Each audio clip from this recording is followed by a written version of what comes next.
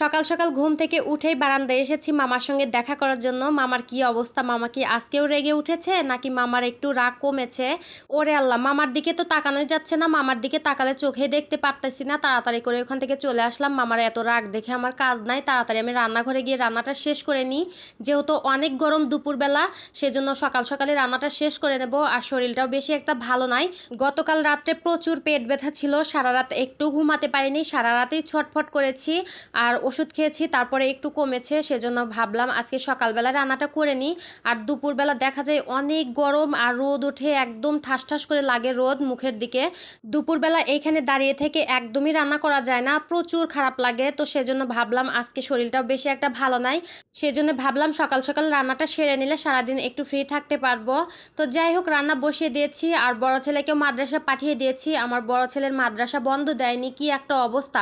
এই রোদের মধ্যে আমার ছেলেটা যায়, দেখে অনেক খারাপ লাগে। রোদের মধ্যে যায়, তারপরে ওইখানে কারেন্ট থাকে না, কি যে একটা অবস্থা। রাত্রে আমি ওইখানে থাকতেই দিই না, রাত্রে গিয়ে নিয়ে আসি, আবার সকালে পাঠিয়ে দিই, কারণ রাত্রে ওইখানে প্রচুর কারেন্ট যায়। আমাদের এইখানের চাইতে ওই মাদ্রাসার ওইদিকে আরো বেশি কারেন্ট যায়, আরো অনেক বাচ্চাদেরই নিয়ে যায়। সেজন্য ভাবলাম যে কদিন গরম থাকে ওইখানে আর রাখার দরকার নেই, বাসায় নিয়ে আসবো, আবার সকালে পাঠিয়ে দেব, যা হয় হবে। তো যাই হোক, কথা বলতে বলতে আমি এখানে হচ্ছে ডালটা বসিয়ে দিলাম, আর এই পাশে হচ্ছে ভাত বসিয়ে দিয়েছিলাম। তো ভাত প্রায় হয়ে এসেছে। আর আমি তো সবসময় বসা ভাত রান্না করি, তো আজকে হচ্ছে চালটা একটু বেশি দিয়েছি, মানে বেশি হয়েছে, বেশি দেই নাই। প্রতিদিন তো আর এক মাপ হয় না, একদিন একটু 19-20 হবেই। তো যাই হোক, ঢাকনা দিয়ে ঢেকে দিলাম। এখানে আর কাঁসা দিয়ে ঢাকলাম না, কারণ কাঁসা দিয়ে ঢাকলে দেখা যাবে আর ভাত আটবে না, পাতিলে পড়ে যাবে। এই তো ভাত রান্না হয়ে গেছে। আর বসা ভাত রান্না করতে একদমই বেশি টাইম লাগে না, 15-20 মিনিটের মধ্যেই হয়ে যায় বসা ভাত, অত বেশি লাগেই না। তো যাই হোক, এখানে হচ্ছে ভাত নামিয়ে রেখে তারপর আমি এখানে হচ্ছে একটু আলু ভাজি করব।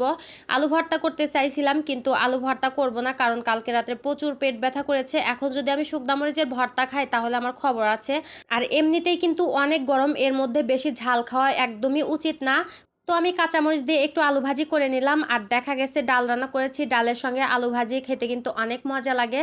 আর এই ছোট ছোট আলু ভাজি কিন্তু খেতে অনেক মজা লাগে, আমার ছেলেরা তো অনেক পছন্দ করে।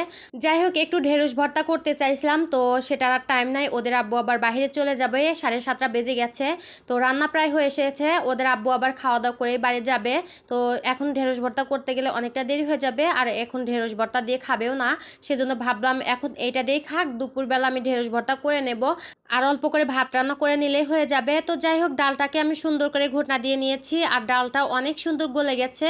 যে ডালটা ভালোভাবে সিদ্ধ হয় ওই ডাল খেতেও কিন্তু অনেক মজা লাগে। তো যাই হোক, ডালটা একদম শুকিয়ে গেছিল, গরম পানি করে আর একটু গরম পানি দিয়ে দিয়েছি। আর ডালটাকে হচ্ছে সোমবারও দিয়ে দিয়েছি। আর আজকের ডালটা অনেক মজা হয়েছিল, ডালটা অনেকটাই পাতলা হয়েছিল। আর ওদের আব্বু কিন্তু পাতলা ডালে বেশি পছন্দ করে, ঘন করে ডাল রান্না করলে একদমই খেতে চায় না। তো আজকে তার মনের মতোই ডাল হয়েছে। কি আর বলবো, এই গরমের মধ্যে কোনো কিছুই খেতে মন চায় না, কেমন যেন মুখটাই সিদ্ধ হয়ে গেছে। মানে মুখের ভিতর কোনো রুচি নেই, মানে কোনো কিছুই স্বাদ লাগে না, শুধু মনে চায় একটু টক খাই, টক খেলে কিন্তু একটু ভালো লাগে। তো যাই হোক, রান্না বান্না আমার কমপ্লিট হয়ে গেছে, ওইদিকে ভাজিটাও হয়ে গেছে। যাই হোক, ওদের আব্বু খেয়ে বাইরে চলে গেছে, আর আমি রান্নাঘরটা পরিষ্কার করে নিয়েছি, তারপরে রুমগুলো ঝাড়ু দিয়ে নিয়েছি, বিছানাপত্র সব গুছিয়ে নিয়ে তারপর আমি এখানে হচ্ছে ছেলেকে খাওয়াতে বসে গেলাম। ছেলেকে খাইয়ে তারপরে হচ্ছে আমিও খাবারটা খেয়ে নেব। আর এখন হচ্ছে 10:30 বাজে, আর বড় ছেলেটা মাদ্রাসায় গেছে। আমার বড় ছেলেটা সকালবেলা একদমই ভাত খেতে চায় না, তো ওকে হচ্ছে টাকা দিয়ে দিয়েছি, বললাম ওইখান থেকে হচ্ছে পরোটা কিনে খেয়েও। দেখা যায় সকালে ভাত রান্না রুটি বানানো অনেকটাই ঝামেলা হয়ে যায়।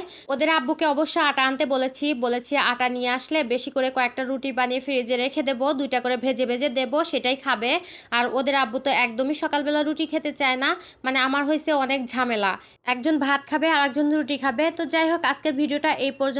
আর আমার ভিডিওটা দেখার জন্য সবাইকে অসংখ্য ধন্যবাদ। সবাই ভালো থাকবেন, সুস্থ থাকবেন, আল্লাহ হাফিজ।